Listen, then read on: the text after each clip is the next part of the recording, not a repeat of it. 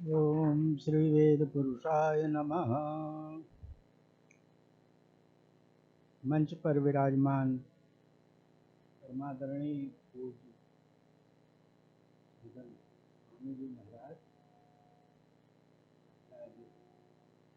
जी, कुमार जी, मंच पर विराजमान समस्त महनीय विद्वजन, विदुषियाँ, छात्र छात्राएं एवं अन्य सभी संत। महाराज जी का आज का व्याख्यान वस्तुतः एक ऐसे परम साधक का अनुभूति परक व्याख्यान है जो आप जब बोल रहे थे ऐसा लग रहा था आप कहते चले जाएं। वह सीधे हृदय को स्पर्श कर रहा है और उसे शोधित करते हुए एक ऊर्जा प्रदान कर रहा है। वस्तुतः जो आज का विषय है अद्वैत वेदांत का, वह अनुभूति का विषय है। आपने कहा अनुभूति परक जो आपको यह ज्ञान मिला है, दूसरी चीज गुरु कृपा, और वह अनुभूति परक जो ज्ञान है गुरु कृपा से ही प्राप्त होता है। ये आज के आधुनिक युग के लिए बहुत ही महत्वपूर्ण वेदों का, समस्त शास्त्रों का यह सार है कि क्योंकि हम मनुष्य हैं, मनुष्य होने के कारण वेदों ने, शास्त्रों ने हमें एक परंपरा दी है, गुरु शिष्य परंपरा, जिससे हम अपने को पूर्णता के साथ जोड़ सकें। और अभी आपने एक बात कही, ईश्वर जो है वह तो सर्वसंपन्न है और सृष्टि करता है, तो सृष्टि में असत पक्ष कहाँ से आ जाता है, उसकी क्या जरूरत थी। लेकिन वेद ये सब बतलाते हैं। समय कम है, मैं संक्षेप में अपनी बात रखता हूँ। देखिए, दो तरह की सत्ता है। एक है रियल एग्जिस्टेंस, पारमार्थ की सत्ता, वो तो ईश्वर का, वो यथावत रहती है। दूसरा है प्रैक्टिकल एग्जिस्टेंस, व्यवहार की सत्ता। व्यवहार की सत्ता में ये सृष्टि होती है, सृष्टि के क्रम बनते हैं, समस्त जीव जंतु हैं, मनुष्य आदि सब उत्पन्न होते हैं। ये व्यवहार की सत्ता में सत और असत पक्ष दोनों आवश्यक हैं। केवल सत पक्ष होगा तो सृष्टि का क्रम ही नहीं बनेगा। सब शास्त्र कह रहे हैं। तो जो व्यवहार की सत्ता में सत और असत पक्ष, सुर और असुर दोनों की सत्ता प्रजापति करते हैं, लेकिन उसमें रेशियो है। सत्व रज तम ये तीन गुण हैं प्रकृति के, उसमें रेशियो है। सत्व जो है, आज भी सारा व्यवहार लोग का उसी क्रम में हो रहा है। देखिए, 100% में 50% सत्व है, गुडनेस, और 50% में रजा और तमा है, पैशन और इनर्शिया जिसे हम कह सकते हैं। तो ये दोनों रजस और तमस जो है वह 50 से कम हो, सत्व जो है 50% से अधिक हो, तो एक बैलेंस्ड वे में सृष्टि का क्रम चलता है। हमारा जो जीवन है वह बैलेंस्ड वे में चलता है। वेद जो हैं, समस्त शास्त्र, वेद से समर्थित समस्त शास्त्र हैं, पॉजिटिव वे ऑफ लाइफ का ही उपदेश देते हैं, सकारात्मक जीवन की सत्ता, और उसके साथ हमें आगे बढ़ना चाहिए। अब बात आ गई कि उसका क्रम क्या है। तो देखिए, जो बच्चे हैं, बच्चों को स्कूल भेजते हैं, अब उनको वेदांत का उपदेश हम दें तो उनके पल्ले नहीं पड़ेगा, स्वाभाविक है, वो एक क्रम है। लेकिन अनुभूति परक जो वेदांत का एक क्रम है, आपने सर्वं खल्विदं ब्रह्म का क्रम बताया, वह सम्य है, वह परम ब्रह्म सम्य है। तो हम उस परम शक्ति से युक्त हैं। लेकिन हमें देखिए, सृष्टि ने एक बड़ा विचित्र स्वरूप लिया है। मनुष्य को छोड़कर पशु पक्षी जो हैं, सृष्टि अपने अधीन उनको रखती है, इसलिए सारे गुण जो हैं जीवन के, उनको स्वतः प्राप्त है। एक उदाहरण देता हूँ, पशु पक्षी आदि को क्या वो तैरना सिखाते हैं? पशु पक्षी जो हैं अपने बच्चों को तैरना नहीं सिखाते, वो अपने आप उन्हें तैरना आता है। मनुष्य क्यों नहीं उसी क्रम में होता? मनुष्य को तैरना सिखाया जाता है। कहने का मतलब है कि हमें ईश्वर ने एक शक्ति अलग से दे रखी है कि अपना कर्तव्य रूप कर्म करके जो भी है पा सकते हो। तैरना सीखते हैं अभ्यास से, साइकिल चलाना हम सीखते हैं और हम सीख जाते हैं। क्या सीख जाते हैं? संतुलन जो सूक्ष्म है। अभी आप कह रहे थे सूक्ष्म जो है उसको हम कैसे स्थूल में पकड़ सकते हैं। सूक्ष्म को सूक्ष्म से पकड़ो। अभी सब बैठे हैं, सभी जानते हैं, बहुत से लोग तैरना जानते होंगे और साइकिलिंग स्कूटर आज चलाने। उनसे कहा जाए दिखाओ, वो दिखाने की चीज़ है अनुभूति। साइकिल लाओ, स्कूटर लाओ, चला के दिखा दे रहे हैं। तो ऐसे बहुत से गुण हैं, दैवी गुण, जो हम अपने परिश्रम से अभ्यास से अर्जित करते हैं और उसका उपयोग करते हैं। तो ये तो अपने आप में मानना सर्वोत्तम है कि एक सूक्ष्म शक्ति है परमेश्वर की, अनेक रूपों में है। हम अभ्यास से, सही अभ्यास से उसे अर्जित कर सकते हैं।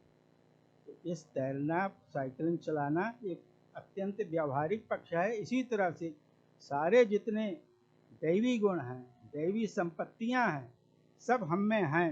हमें केवल अभ्यास से उसे जागृत करके उसके साथ जुड़ के पूर्णता के साथ जुड़ना है। छात्रों को विशेष करके एक बात बताना चाहता हूँ। देखिए, आपके लिए सबसे बड़ी बात यह है कि जो कर्तव्य रूप कर्म है, वेद का उपदेश है। ईशावास्योपनिषद कह रहा है, कुर्वन्नेवेह कर्माणि जिजीविषेत् शतं समाः। ऐसे मंत्र और आगे है, संक्षेप में बात रख के समाप्त करता हूँ। तो प्रत्येक छात्र को इसलिए कह रहा हूँ कि वो अभी छोटे हैं, उन्हें सीखना है। जो कर्तव्य रूप कर्म है, उस कर्तव्य रूप कर्म को वह मन, वाणी और क्रिया से बिल्कुल करें और फिर वो देखें कैसे उनमें वो शक्ति आती है ईश्वर की। एक विशेष संस्कार के क्रम में शक्ति का स्वरूप बतलाया गया है, वो सभी के लिए उपयोगी है। देखिए, ईश्वर ने सृष्टि की, वेद का बात, वैदिक ये उपनिषद की बात है, सृष्टि करके और उसने सारी सृष्टि को मृत्यु के हाथ में दे दिया कि तुम उसका संचालन करो।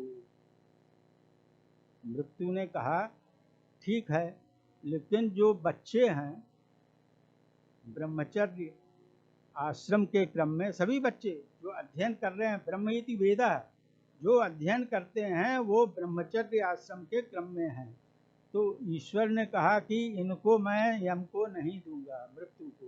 तो उनका नहीं भाई, कुछ तो आप हमें इनके ऊपर भी शासन करने के लिए दीजिए अधिकार।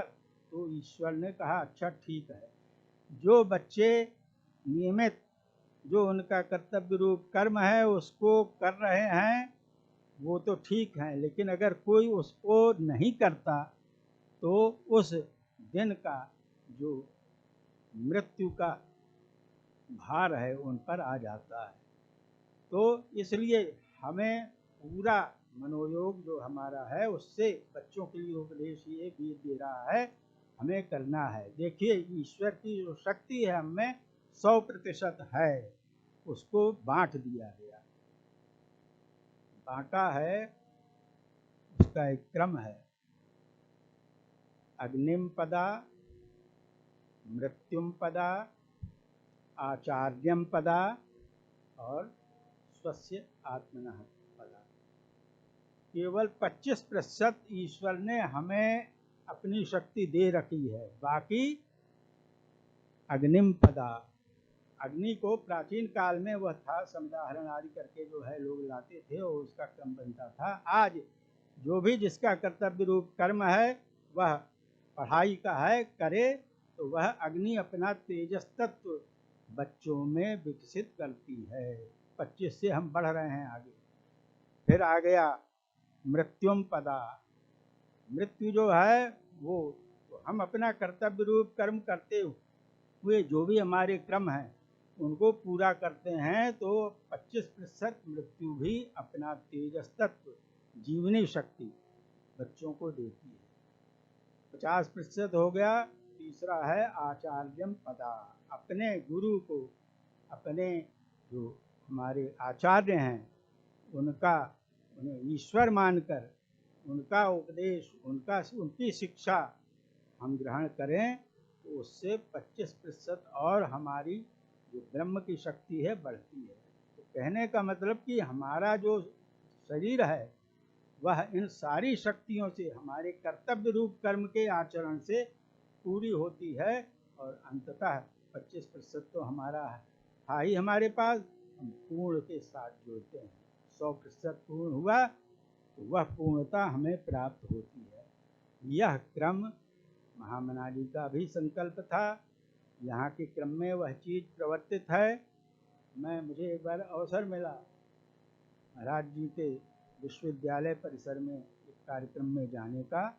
वहाँ के जो बच्चे हैं, वहाँ के जो अध्यापक हैं, वह इस मूल जो सत्ता है, ईश्वरीय सत्ता, ऊर्जा कैसे उनको प्राप्त होती रहे, उस क्रम में अध्ययन अध्यापन और सारा क्रम जो भी हमारे पास आधुनिक विज्ञान के उपकरण हैं उनका हम पॉजिटिव वे में उपयोग करें, ये मुझे वहाँ देखने का अवसर मिला।